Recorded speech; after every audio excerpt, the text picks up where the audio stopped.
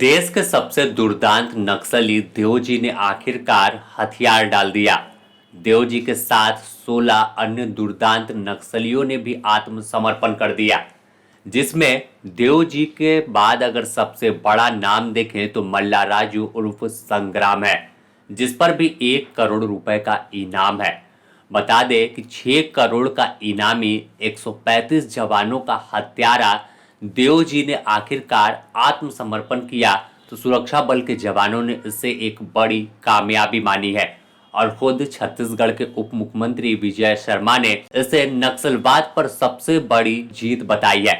ऐसे में आज बात हम देवजी की करेंगे कि आखिर कौन है दुर्दांत नक्सली देवजी और कैसे इतना खूंखार बन गया। सबसे पहले अगर हम बात कर ले तो 31 मार्च 2026 नक्सलियों के खात्मे की डेडलाइन तय कर दी गई।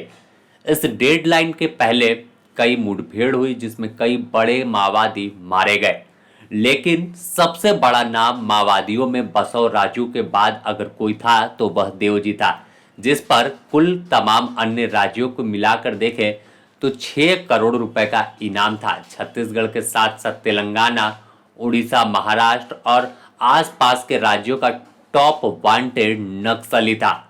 आप इसका कद का अंदाजा इस बात से लगा सकते हैं कि नक्सलियों का महासचिव था और जब नम्बाला केशवराव उर्फ बसव राजू का एनकाउंटर हुआ था तो उसके बाद संगठन की कमान इसके कंधे पर आई थी और लंबे समय से बाहर कई बार खबरें निकल कर आई कि देवजी मारा गया, कई बार खबरें आई कि देवजी ने आत्मसमर्पण कर दिया, लेकिन हर बार वापस से देवजी के जिंदा होने की खबरें आती थी।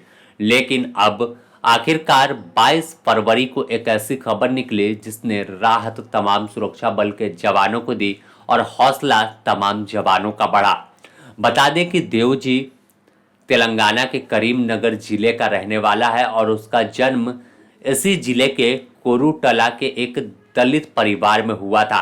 करीब 62 साल के नक्सली देवजी को तिरुपति उर्फ संजीव पल्लव नाम से भी जाना जाता है।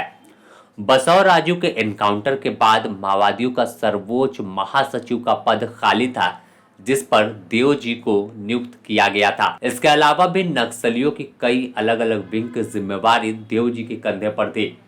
नक्सलियों की मिलिट्री इंटेलिजेंस विंग का प्रमुख था, साथ ही सीएमसी के इंचार्ज और पोलित ब्यूरो सदस्य रहा है। गोवा, केरल, बंगाल समेत कई आंदोलन में यह सक्रिय रहा, लेकिन आखिरकार आत्मसमर्पण कर मुख्य धारा से लौट गया। जो इंतजार लंबे समय से तमाम सुरक्षा बल के जवानों को था वो अब खुद खत्म हुआ जब तेलंगाना में देवजी अपने 17 साथियों के साथ मल्ला राजू, संग्राम और अन्य के साथ हथियार लेकर पहुंचे और फिर आत्मसमर्पण कर दिया। सूत्रों की माने तो इनके पास AK-47 और कई हाईटेक जो हथियार है वो मौजूद थे। ऐसे में अगर देवजी की हम बात कर ले तो नक्सली नेता देवजी करीब 3.5 दशक से लाल आतंक से जुड़ा हुआ था और उसे बेहद दुर्दांत नक्सली कमांडर माना जाता था। उसके ऊपर देश के अलग अलग राज्यों में कुल 6 करोड़ का इनाम है। वह नक्सलियों के सेंट्रल मिलिट्री कमांड का प्रमुख भी रह चुका। उसे गुरिल्ला वार का एक्सपर्ट माना जाता है। अपनी गुरिल्ला शैली में जंगल में सुरक्षा बल पर हमला करने में माहिर था। रानी बोदली की घटना में 55 और दंतेवाड़ा में 80 सीआरपीएफ के जवानों की शहादत के पीछे भी नक्सली देवजी के नेतृत्व में बात सामने आती है कि हमला किया गया था। ऐसे में अगर अब तमाम घटना को मिलाकर देखें कि कैसे इतना दुर्दांत देवजी बना और लगातार 3.5 दशक से हथियार लेकर जंगल में घूम रहा था और आखिरकार अब वापस लौटा और मुख्य धारा में नई जिंदगी की शुरुआत की, तो इसमें अगर सबसे बड़ा हाथ अगर बात हम कर ले तो एक देवजी की पोती ने अपील किया था, मार्मिक अपील किया था कि दादा लौट आओ, अब कब तक हथियार लेकर घूमोगे। बस इसी के बाद चर्चा बार बार आ रही थी कि देवजी आत्मसमर्पण करेगा, क्योंकि जब बसव राजू का एनकाउंटर हुआ था तो उसके बाद ही देवजी की पोती ने एक वीडियो जारी कर घर लौटने की गुहार लगाई थी। इसके बाद अब आखिरकार आत्मसमर्पण सबसे दुर्दांत नक्सली ने कर दिया। और अपने आप में बड़ी खबर है कि कैसे 6 करोड़ का इनामी 165 जवान को शहीद करने वाला देवजी जब आत्मसमर्पण करता है तो यह अपने आप में सबसे बड़ी खबर नक्सलवाद पर ऑपरेशन के दौरान हो जाती है, क्योंकि लगातार जंगल में एनकाउंटर चल रहा है, ऑपरेशन चल रहा है और उस बीच कोई मुख्य धारा में लौटता है, नई जिंदगी की शुरुआत करता है।